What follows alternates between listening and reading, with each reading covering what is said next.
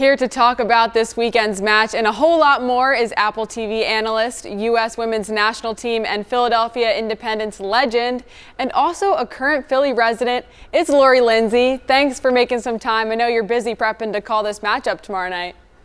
Yeah, thanks for having me. I appreciate it. And yes, Philly. I love when I'm talking to my Philly friends. So we're going to talk some more Timo Werner with Shane Williams later on in the show. But Lori, I want your view of this move. How does he fit into San Jose's team?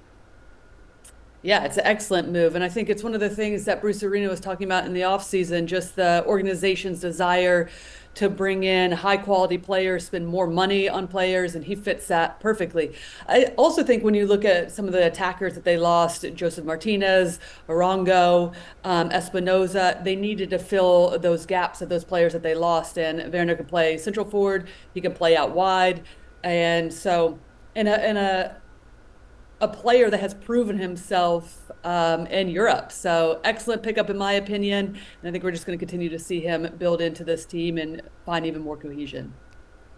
So far in 2026, the Quakes have scored 5 and conceded none, one of 4 teams to win their first 2 matches. Lori, Bruce Arena isn't doing it again with another team, is he?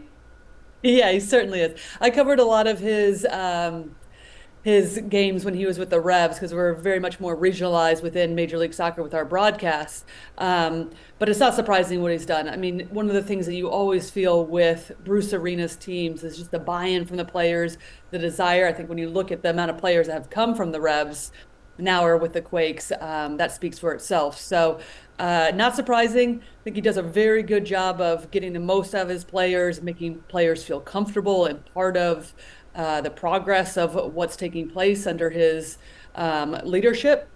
But and it's not surprising that they've started off where they are. 2 games at home, 5 goals in their favor, 0 against. We know they scored a lot of goals last year. They needed to replace that. But I would say defensively, they've done a good job. But this game this weekend is going to be a huge matchup and a good test, I think, for the Quakes playing away from home and especially against the Philadelphia Union.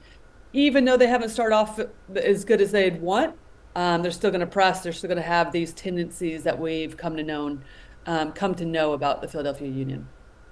So I want to bring in a little World Cup chatter as well, it being 2026 and all. Jamaica is taking on New Caledonia in the playoff tournament semifinals later this month.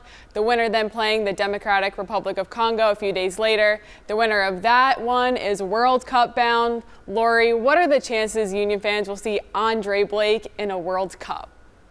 Now, listen, I'm actually going to be on that call, so this is exciting for me. But I think it's a great opportunity, and there could be yes, I think we could see Andre Blake for sure at the World Cup, which, given how much he's meant, a legend of the Union. I mean, he is consistently such an important part and one of the first names on the team sheet, even to this day, for all the years. Personally, I think it would be, I would love that for him. And I think for all Philadelphia and Philadelphia Union fans, it would be a huge honor and they would love to celebrate him.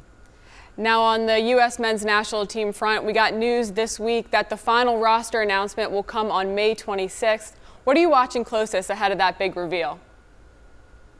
I think mostly just who's the healthiest, who's in great form, and also who Pochettino actually picks for the final roster. I mean that's pretty general, but I think one of the things that we've all been looking for is how does this team come together, the cohesion, what's the flexibility in terms of how they play tactically.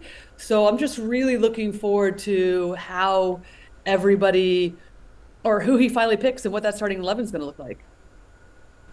Bringing it back to the Union before we let you go, other than what we've talked about already, why should fans be excited to tune in to the broadcast this weekend? Other than to hear you, of course. Yeah, exactly. And Jordan, our producer, is a great friend of ours. We'll be producing that game. Mike Watts, who I usually call games with. So listen, those are some of the reasons. But on field, I think this is going to be a great opportunity going 0-2 right now for the Philadelphia Union, still playing some really quality soccer, just not getting the results. Second game at home in a row. So I expect them to fight, press, and this is the Quakes team that'll have their first game on the road and are 2-0. So who can take the points? But I think the midfield battle is going to be the key. Who can win first and second balls? Who can generate the attack and not allow any sort of transition moments on either side?